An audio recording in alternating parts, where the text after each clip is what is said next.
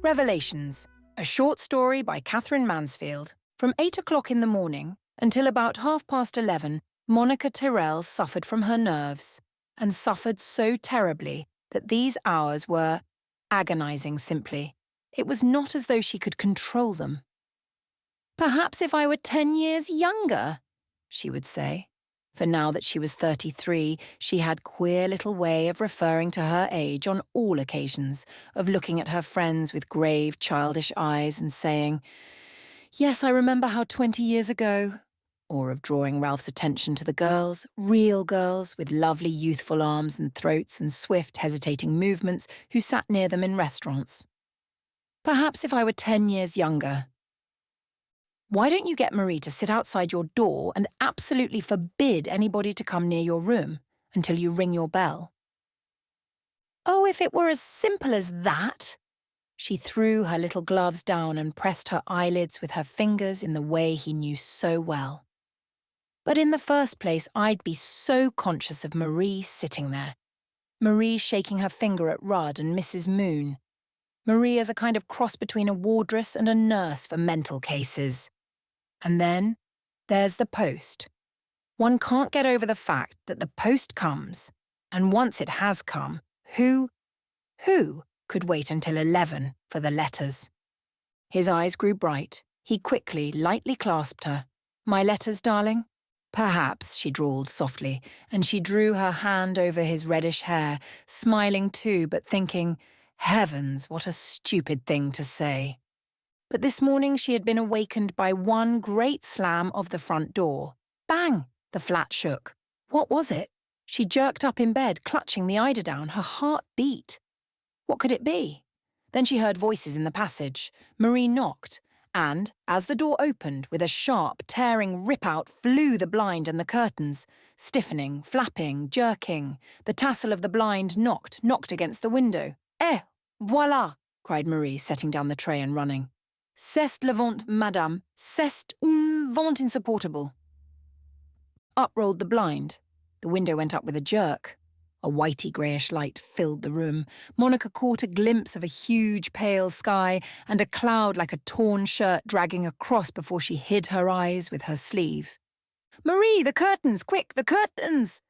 Monica fell back into the bed and then ring-ting-a-ping-ping, ring-ting-a-ping-ping. It was the telephone. The limit of her suffering was reached. She grew quite calm. "Go and see Marie." "It is Monsieur. To know if Madame will lunch at Prince's at 1:30 today." Yes, it was Monsieur himself. Yes, he had asked that the message be given to Madame immediately.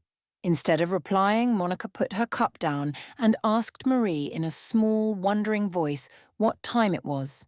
It was 9:30. She lay still and half-closed her eyes. "Tell Monsieur I cannot come," she said gently, but as the door shut, anger suddenly gripped her close, violent, half-strangling her. How dared he? How dared Ralph do such a thing when he knew how agonizing her nerves were in the morning? Hadn't she explained and described and even, though lightly of course, she couldn't say such a thing directly, given him to understand that this was the one unforgivable thing? And then to choose this frightful windy morning. Did he think it was just a fad of hers, a little feminine folly to be laughed at and tossed aside? Why, only last night she had said, "Ah, but you must take me seriously too." And he had replied, "My darling, you'll not believe me, but I know you infinitely better than you know yourself. Every delicate thought and feeling I bow to, I treasure. Yes, laugh. I love the way your lip lifts." And he had leaned across the table. "I don't care who sees that I adore all of you. I'd be with you on mountain top and have all the searchlights of the world play upon us." Heavens! Monica almost clutched her head. Was it possible he had really said that? How incredible men were. And she had loved him. How could she have loved a man who talked like that? What had she been doing ever since that dinner party months ago when he had seen her home and asked if he might come and see again that slow Arabian smile? Oh, what nonsense, what utter nonsense! And yet she remembered at the time a strange, deep thrill, unlike anything she had ever felt before. Coal, coal, coal, old iron, old iron. Old iron, sounded from below. It was all over. Understand her? He had understood nothing. That ringing her up on a windy morning was immensely significant. Would he understand that? She could almost have laughed. You rang me up when the person who understood me simply couldn't have. It was the end, and when Marie said, Monsieur replied he would be in the vestibule in case Madame changed her mind, Monica said, No, not verbena, Marie. Carnations. 2 handfuls. A wild white morning. A tearing, rocking wind. Monica sat down before the mirror. She was pale. The maid combed back her dark hair, combed it all back, and her face was like a mask, with pointed eyelids and dark red lips.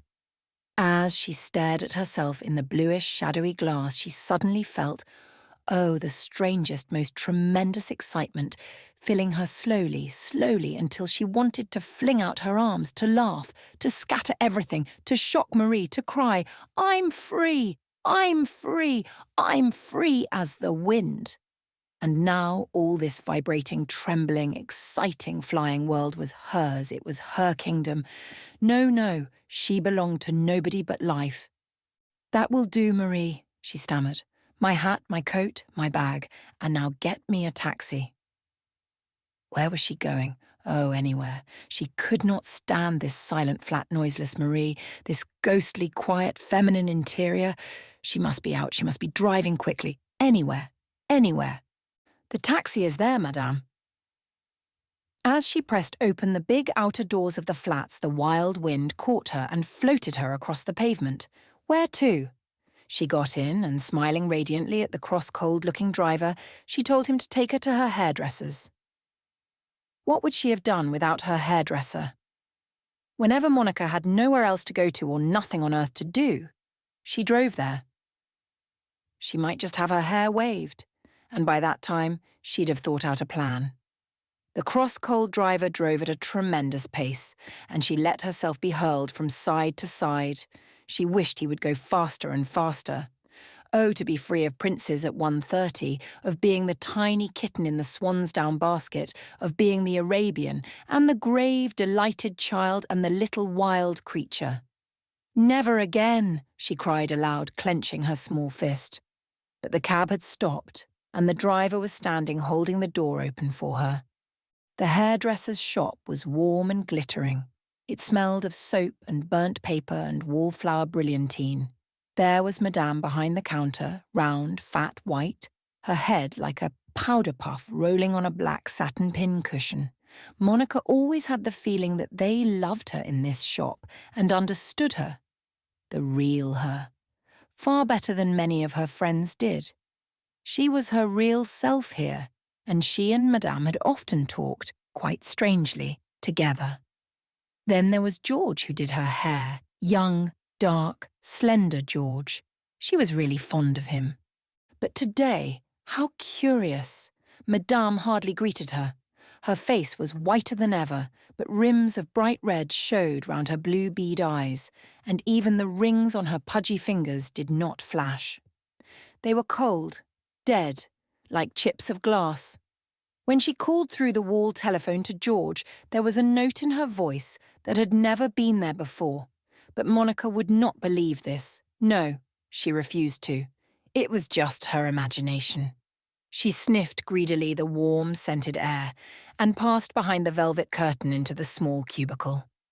Her hat and jacket were off and hanging from the peg, and still George did not come. This was the first time he had ever not been there to hold the chair for her, to take her hat and hang up her bag, dangling it in his fingers, as though it was something he'd never seen before. Something fairy. And how quiet the shop was. There was not a sound even from Madame. Only the wind blew, shaking the old house. The wind hooted, and the portraits of ladies of the Pompadour period looked down and smiled, cunning and sly. Monica wished she hadn't come. Oh, what a mistake to have come. Fatal. Fatal. Where was George? If he didn't appear the next moment, she would go away. She took off the white kimono. She didn't want to look at herself anymore. When she opened a big pot of cream on the glass shelf, her fingers trembled. There was a tugging feeling at her heart, as though her happiness, her marvellous happiness, were trying to get free. "I'll go, I'll not stay." She took down her hat, but just at that moment steps sounded, and looking in the mirror, she saw George bowing in the doorway. How queerly he smiled. It was the mirror, of course. She turned round quickly. His lips curled back in a sort of grin, and wasn't he unshaved? He looked almost green in the face. "Very sorry to have kept you waiting," he mumbled, gliding forward. Oh no, she wasn't going to stay. "I'm afraid," she began, but he had lighted the gas and laid the tongs across and was holding out the kimono. "It's a wind," he said. Monica submitted. She smelled his fresh young fingers pinning the jacket under her chin. "Yes, there is a wind," said she, sinking back into the chair. And silence fell. George took out the pins in his expert way. Her hair tumbled back, but he didn't hold it as he usually did, as though to feel how fine and soft and heavy it was. He didn't say it was in a lovely condition. He let it fall, and, taking a brush out of a drawer, he coughed faintly, cleared his throat, and said dully, "Yes, it's a pretty strong one. I should say it was." She had no reply to make. The brush fell on her hair. Oh, how mournful, how mournful. It fell quick and light, it fell like leaves, and then it fell heavy, tugging like the tugging at her heart. "That's enough," she cried, shaking herself free. "Did I do it too much?" asked George. He crouched over the tongs. "I'm sorry." There came the smell of burnt paper, the smell she loved, and he swung the hot tongs round in his hand, staring before him. "I shouldn't be surprised if it rained." He took up a piece of her hair. When she couldn't bear it any longer, she stopped him. She looked at him. She saw herself looking at him in the white kimono like a nun. Is there something the matter here? Has something happened? But George gave a half shrug and a grimace. "Oh no, madame, just a little occurrence." And he took up the piece of hair again. But oh, she wasn't deceived. That was it. Something awful had happened. The silence, really, the silence seemed to come drifting down like flakes of snow. She shivered. It was cold in the little cubicle, all cold and glittering. The nickel taps and jets and sprays looked somehow almost malignant. The wind rattled the window frame. A piece of iron banged, and the young man went on changing the tongs, crouching over her. Oh, how terrifying life was, thought Monica. How dreadful. It is the loneliness which is so appalling. We whirl along like leaves, and nobody knows, nobody cares where we fall, in what black river we float away. The tugging feeling seemed to rise into her throat. It ached, ached. She longed to cry. "That will do," she whispered. "Give me the pins." As he stood beside her, so submissive, so silent, she nearly dropped her arms and sobbed. She couldn't bear any more. Like a wooden man, the gay young George still slid, glided, handed her her hat and veil, took the note, and brought back the change. She stuffed it into her bag. Where was she going now? George took a brush. "There is a little powder on your coat," he murmured. He brushed it away. And then, suddenly, he raised himself and, looking at Monica, gave a strange wave with the brush and said, "The truth is, madame, since you are an old customer, my little daughter died this morning. A first child." And then his white face crumpled like paper, and he turned his back on her and began brushing the cotton kimono. Oh, Monica began to cry. She ran out of the shop into the taxi. The driver, looking furious, swung off the seat and slammed the door again. "Where to?" "Prince's," she sobbed. And all the way there, she saw nothing but a tiny wax doll with a feather of gold hair, lying meek, its tiny hands and feet crossed. And then just before she came to Prince's, she saw a flower shop full of white flowers. Oh, what a perfect thought! Lilies of the valley and white pansies, double white violets and white velvet ribbon. From an unknown friend. From one who understands. For a little girl. She tapped against the window, but the driver did not hear, and, anyway, they were at Princess's already.